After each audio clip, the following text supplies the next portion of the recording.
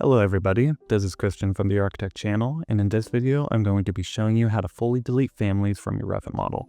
So I'm talking about families that are preloaded into Revit, like all of these items that you probably never touch, as well as families that you import outside of Revit that you bring into your model.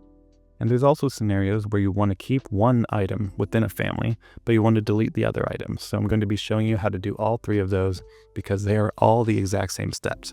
All you have to do is go up to the Manage tab and click the Purge Unused button on the ribbon.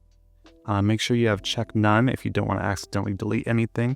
And the one thing you do need to find is which category your family is under.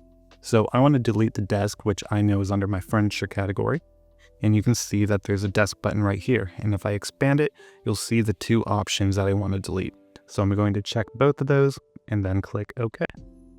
And now as soon as I click on this, you can see that those other two options are no longer available.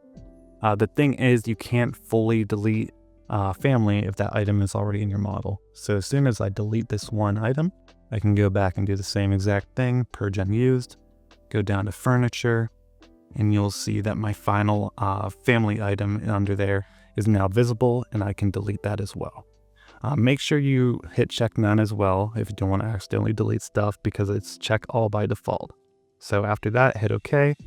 And now if I go back and try to search up that component, you'll see that it is no longer there.